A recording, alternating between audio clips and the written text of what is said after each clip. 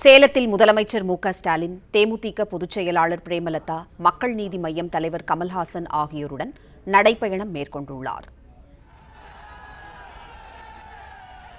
செய்தியாளர் ரமேஷ் இணைப்பில் இருக்கிறார். ரமேஷ், வணக்கம்.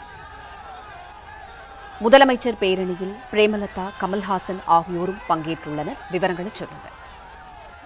தமிழ்நாடு முதலமைச்சரும் திமுக தலைவருமான மு.க.ஸ்டாலின் இன்று இரவு தருமபுரி மாவட்டத்தில் பிரச்சாரம் செய்து வாக்கு சேகரித்தார். இதன் பின்னர் அவர் கார் மூலம் புறப்பட்டு சேலம் மாவட்டத்திற்கு வந்தார். அப்போது மாவட்ட எல்லையில் உற்சாக வரவேற்பு தரப்பட்டது. இதன் பின்னர் சேலம் 4 ரோடு அருகே உள்ள அண்ணா பூங்கா பகுதியில் இருந்து தமிழக முதலமைச்சர் நடைபயணம் மேற்கொண்டிருக்கிறார். இவருடன்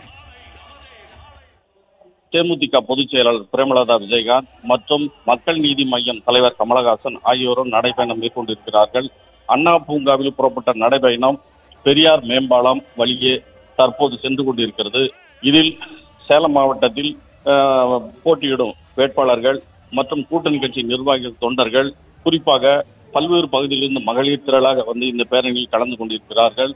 சுமார் 2 கிலோமீட்டர் தூரம் இந்த பேரணி நடக்க உள்ளது. இந்த பேரணி முடிவில் சேலம் கோட்டை மைதானத்தில் திமுக தலைவர் சிறப்புரையாற்றி 11 சட்டமன்ற தொகுதியின் வேட்பாளர்களை அறிமுகம் செய்து வைத்து சிறப்புரையாற்றியிருக்கிறார். முன்னதாக மக்கள் நீதி மய்யம் தலைவர் கமலஹாசன் மற்றும் தேமுதிக பொதுச் செயலாளர் பிரேமலதா விஜயகாந்த் மற்றும் கூட்டணி கட்சி தலைவர்கள் பேச உள்ளனர். இதில் திரளான பொதுமக்கள் இந்த பொதுக்கூட்டத்தில் கலந்து கொண்டிருக்கிறார்கள்.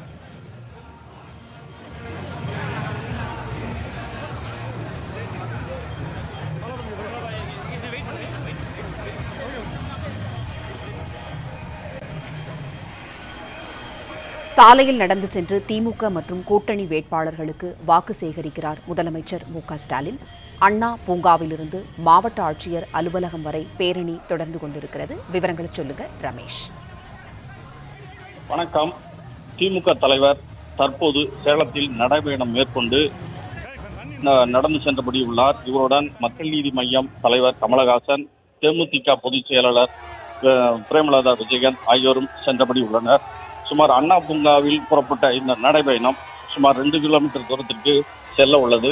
இதில் சேலம் மத்திய மாவட்ட செயலாளரும் அமைச்சருமான வழக்கறிஞர் ராஜேந்திரன் மற்றும் வேட்பாளர்களும் கலந்து கொண்டு நடந்து சென்றபடியுள்ளனர்.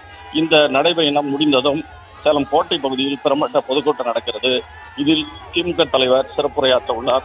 இது தவிர மக்கள் நீதி மய்யம் தலைவர் கமலஹாசன் மற்றும் தேமுதிக பொதுச் செயலாளர் பிரேமலதா விஜயகாந்தன் சிறப்புரையாற்ற உள்ளனர்.